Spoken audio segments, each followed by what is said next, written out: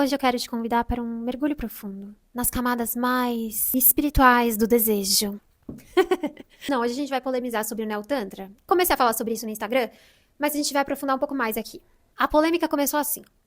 No meio espiritual, até mesmo taoísta e tantrista ocidental, tem se falado sobre não ficar desperdiçando energia de forma que se proporcionar prazer e explorar a própria sexualidade pareça ruim, se não houver uma ritualização específica ou um propósito maior. A expressão sexualidade sagrada ganhou muita força, principalmente nos últimos anos depois da pandemia e especialmente nas terapias neotântricas. Ganhou muitos adeptos também. A ideia de unir o sexo à espiritualidade não é nova, mas é um resgate de uma prática que já existia nas culturas antigas, que reconhecia o corpo como um lugar sagrado, né? E um desejo como um caminho, uma conexão com esse divino. Mas assim, será que a gente precisa do Tantra para unir o sexo à espiritualidade, para viver uma experiência erótica profundamente espiritual? Será que a gente precisa de alguma técnica validada por alguém para ter uma experiência potente, né? E muito prazerosa? Vamos começar pelo começo, né? O conceito de erotismo da Audre Lorde, não existe, inclusive, erotismo sem espiritualidade. Outros filósofos defendem a mesma ideia. Não é uma coisa que alguém precisa te ensinar.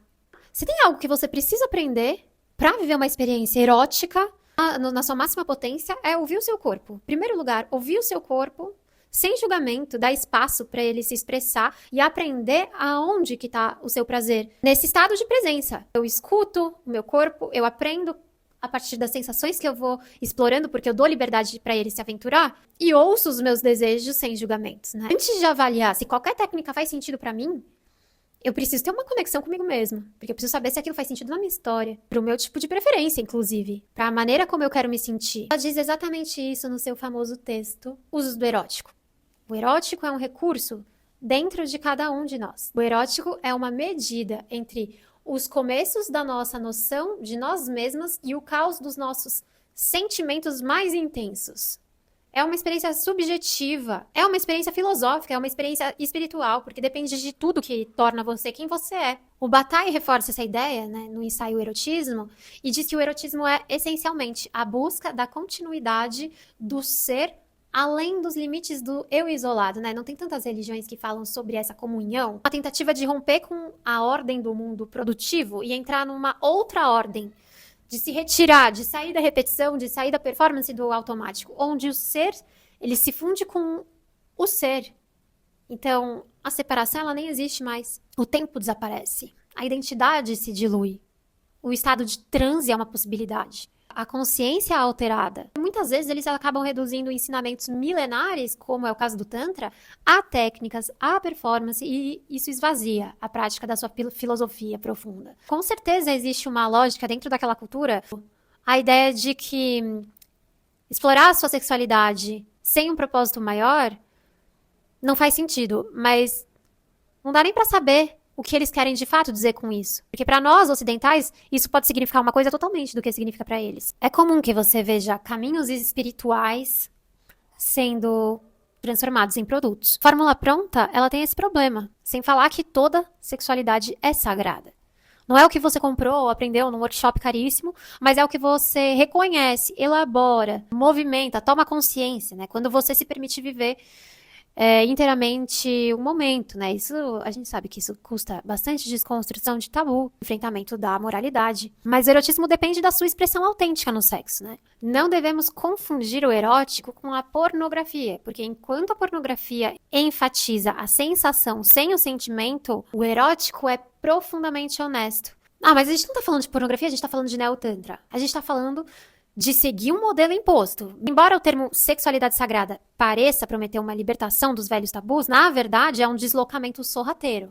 Sai aquela repressão explícita, que isso é pecado, e entra essa nova forma camuflada, mais gourmetizada até. Precisa ser aquele jeito específico, quando na verdade um ritual BDSM com prática sadomasoquista pode ser tão espiritual quanto.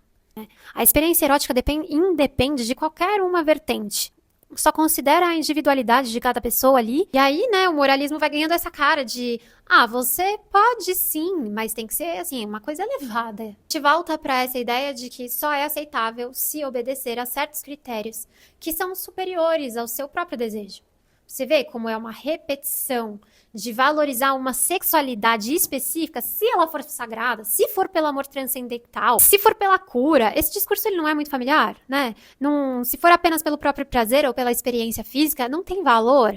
É inferior, é coisa de gente que não evoluiu. Isso, pegar más energias. Atualmente, Byung-Chul Han fala muito sobre como na sociedade contemporânea o controle ele não desaparece, ele se transforma. Que antes era uma repressão direta, literal, hoje é uma autovigilância. Agora você pode tudo, mas precisa performar bem, precisa gozar do jeito certo, precisa rebolar de tal jeito, precisa sentar daquele jeito. Agora você não tem uma proibição explícita, você tem uma prescrição para essa vigilância interna. Será que eu tô sendo erótica do jeito espiritualizado? O resultado é o que o próprio Byung-Chul Han chama de sociedade do cansaço. Um modelo onde o sujeito se cobra constantemente, se explora e se autogerencia. E aí até o sexo, que devia ser descanso, entrega, criação, divertimento, prazer, delícia, deleite, vira um campo de validação e exaustão. Hoje eu transei, check na minha... Então o padre, ele virou um facilitador do neotantra, mas no fundo, o roteiro continua o mesmo. O erótico é urgente, porque ele não é só sobre sexo, ele é um posicionamento político, ele é uma filosofia e uma maneira de se relacionar com o mundo. Ele é uma ética. O discurso da sexualidade sagrada pode acabar culpabilizando ainda mais pessoas que não se identificam e não têm tesão real nesse ideal. A conversa continuou, né? A minha DM é sempre um confessionário aberto, mesmo quando a caixinha anônima ou de perguntas está fechada no Stories. Então chegou mais uma pessoa e tocou num ponto importante. E eu amo que a gente é quase uma sala de aula. Ela apontou o seguinte: Tantra e Neotantra são estilos de vidas diferentes. Bingo! O Neotantra é uma iniciativa ocidental, ele não é original da Índia, ele não foi criado por uma comunidade na Índia, de onde o Tantra é tradicional. Ou seja, ele é um fruto de uma adaptação e interpretação e, em muitos casos, simplificação de ensinamentos tântricos para públicos ocidentais. E isso já define apropriação cultural. A apropriação cultural ocorre justamente quando elementos de uma cultura historicamente marginalizada são adotados, reinterpretados ou comercializados por pessoas de uma cultura dominante, sem o devido contexto, reconhecimento ou respeito pelas origens. Isso costuma resultar numa distorção da herança ancestral de um povo. Isso contribui para o apagamento de uma identidade, entende? O Tantra tradicional é uma filosofia complexa, precisa de contexto, tem toda uma cosmologia própria, uma ética, os textos e os rituais são sagrados, reduzido a algumas práticas, só aquelas que são convenientes por algumas pessoas que trouxeram aqui para fazer um cursinho. O Tantra é engolido pela visão de mundo ocidental, que tem o seu próprio sistema de valores e de moral. No Neotantra é a cultura ocidental que engole a cultura original. E o objetivo, no geral, é puramente para fins comerciais. É por isso que acontece o incentivo à performance, à regulação de comportamento. E especialmente porque também tem o reforço dos papéis de gênero, né? E ele vem para o Ocidente todo estereotipado, reforçando o Oriente como um lugar de sensualidade exótica. É possível comercializar esse tipo de conhecimento de maneira ética, e o primeiro passo é se responsabilizando, né? Entendendo que a nossa cultura é a cultura dominante e que a gente deve respeito à tradição deles. Como a gente pode se responsabilizar por isso? Estabelecendo um vínculo real com as origens dessa filosofia. Não é uma viagenzinha para a Índia, entendeu? É o conhecimento dessa tradição e o seu contexto completo. E aí, encontrar maneiras de beneficiar essa cultura em troca, né? Trazendo mentores originais da Índia, compartilhando o lucro com as comunidades originais. A apropriação cultural é um sintoma e um reflexo do racismo estrutural. Então eu nem vou comentar sobre o Dark Tantra, que é o pessoal empacotando BDSM e massagem tântrica junto num curso, né? O problema não é a prática, percebe? O problema é a falta de ética. Mas como é que eu vou fazer um curso de sexualidade com uma pessoa que não entende o significado e, portanto, não pratica o consentimento? Fica aí a reflexão para vocês na hora de escolherem os seus mentores, seus professores, seus guias, seus influenciadores. Mas a conversa não termina por aí. Inclusive, me conta aqui nos comentários o que já te ajudou a se reaproximar do seu prazer e o que te afastou. Pode ser o Neotantra, né? Vou aproveitar para deixar um like e me ajudar aqui no canal. O último dos relatos dizia o seguinte: talvez a gente tenha muitas feridas, a gente mulher. Muitas feridas ligadas à nossa sexualidade. Talvez não, tenho total certeza. E às vezes a gente precisa de alguma coisa que vai destampar isso. Para mim, a minha experiência aqui foi no Tantra. Foi o primeiro espaço que eu acho que eu encontrei para começar a questionar o que eu sentia e o que eu vivia. É importante que a gente vá atrás de alguma coisa que vai abrir essa portinha pra gente. No meu caso, foram essas experiências. E pode ser que para outras mulheres são outras experiências que a gente vai testando para ver onde que talvez a gente possa arrumar uma porta como essa. Eu, em primeiro lugar, me sinto muito lisonjeada pela confiança de vocês em trazerem os seus relatos e histórias pessoais para mim. Eu considero todos tesouros preciosíssimos.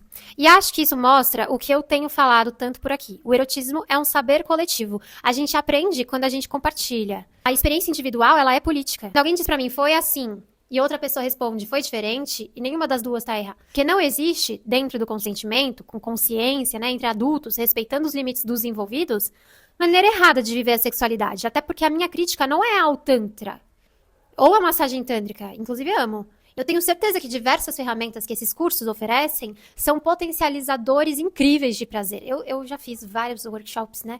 Inclusive em institutos bem famosos. Eles foram facilitadores para que eu me aproximasse do meu prazer. No entanto, isso veio com moralismo e julgamento no pacote. Se eu tivesse um olhar crítico na época, se eu tivesse consciência disso na época, e entendesse o que estava em jogo e qual é o custo de ter esse orgasmo mais potente, sendo que ele não de fato me liberta, mas estava me prendendo a um jeito específico e limitado de experimentar aquilo, ou seja, isso pode afastar a gente da nossa expressão autêntica. Será que vale o custo?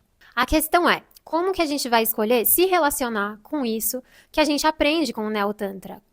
Com que consciência, com que liberdade, com qual ética, com que intenção? Você pode viver sua sexualidade com liberdade, sem precisar se encaixar em nenhuma cartilha. Semana que vem a gente volta.